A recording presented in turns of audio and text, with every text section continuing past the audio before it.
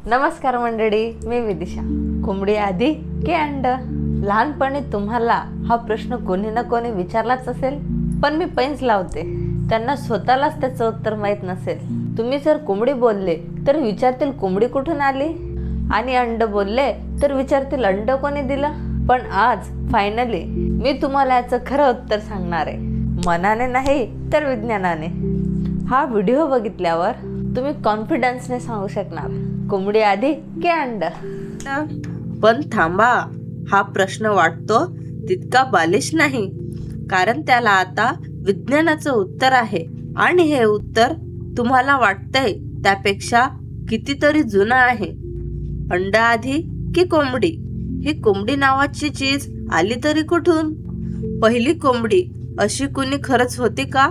आणि शास्त्रज्ञांनी खरंच सिद्ध केलंय का की कोंबडी आधी?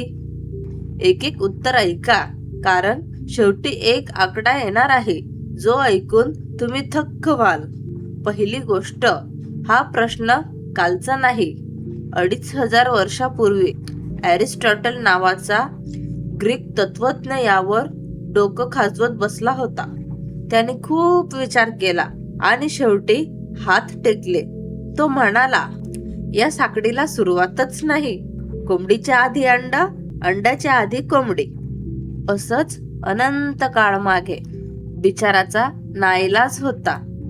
उत्क्रांतीची कल्पना तेव्हा जन्मलीच नव्हती. ती अजूनही 2000 वर्ष दूर होती.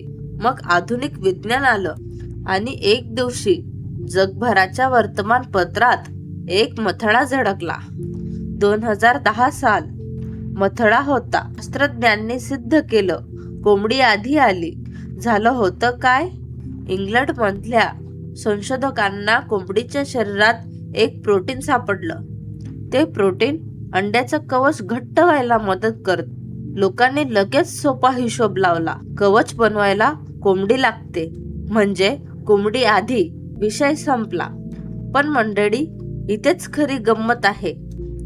त्याच शोध निबंधाच्या लेखकाने नंतर स्पष्ट सांगितलं, अंड्याचे कवच ही कल्पना कोंबडीच्या कितीतरी आधीची आहे, डायनासोरच्या आधीचीही. शिवाय इतर पक्ष्यांकडे त्यांची स्वतःची अशीच प्रोटीन असतात. म्हणजे झालं असं की मथळ्याने मूळ संशोधनाला मागे टाकलं. बातमी वाचल्यावर मूळ संशोधन काय म्हणतंय ते एकदा तपासून बघावं, मग खरं उत्तर काढायचं तरी कसं? शास्त्रज्ञ इथे एक साधी युक्ती वापरतात. आधी शब्दाची व्याख्या पक्की करतात. तर कोंबडीचं अंड म्हणजे नक्की काय? पहिली व्याख्या, कोंबडीने घातलेलं ते कोंबडीचं अंड. ही व्याख्या घेतली तर उत्तर सोपं आहे, कोंबडी आधी. आता दुसरी व्याख्या, ज्या अंड्यातून कोंबडी बाहेर पडते ते कोंबडीचं अंड, म्हणजे या व्याख्यात अंडी आधी. एकच प्रश्न, 2 व्याख्या आणि 2 पूर्ण वेगळी उत्तर. पण मग ती पहिली कोंबडी नक्की कोण होती? आणि इथे विज्ञान आपल्याला खरंच हादरवतंय. पहिली कोंबडी अशी कुणीच नव्हती. उत्क्रांती ही घटना नाही, ती एक संत नदी आहे. एका पिढीत रानपक्षी होता आणि पुढच्या पिढीत सरळ कोंबडी झाली. असं कधीच घडलं नाही. हजारो पिढ्या हळूहळू बदलत गेल्या. तुमचा फोटो आणि तुमच्या वडिलांचा फोटो शेजारी ठेवा, दोघं सारखे दिसतील. त्यांचा आणि त्यांच्या वडिलांचाही तसाच. पण 10,000 पिढ्या मागे जा, तिथे पूर्ण वेगळा प्राणी भेटेल, आणि तरी मधल्या कुठल्याच पिढीत तो बदल दिसला नसता. जात म्हणजे स्पीसीज ही निसर्गाने आखलेली रेघ नाहीच, ती आपण सोयीसाठी आखलेली रेघ आहे. निसर्गाकडे फक्त प्रवाह असतो. म्हणून पहिली कोंबडी शोधणं म्हणजे नदीचा पहिला थेंब शोधण्यासारखं आहे. बरं, ते जाऊ दे. मग अंडी तरी किती जुनी आहे? आणि इथेच या गोष्टीचा सगळ्यात मोठा धक्का बसतो. अंडी कोंबडीपेक्षा जुनी आहे हे तर आपण म्हटलंच, पण किती जुनी? अंडी घालणारे प्राणी या पृथ्वीवर 30 कोटी वर्षाहून जास्त काळ आहेत.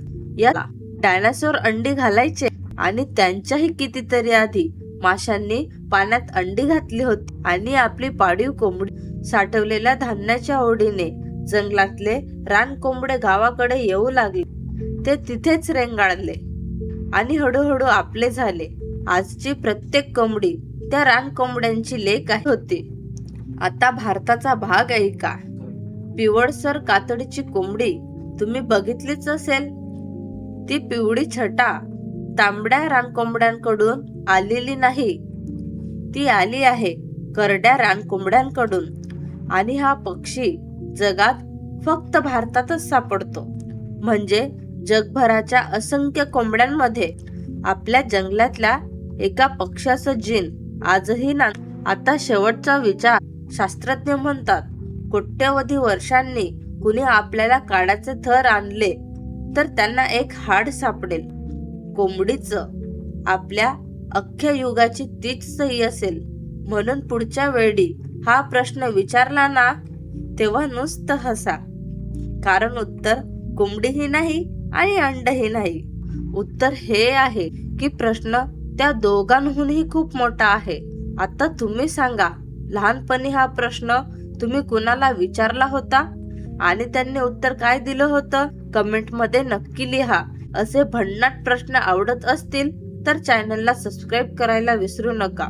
भेटूया पुढच्या प्रश्नात. तोपर्यंत कुतूहल जपा.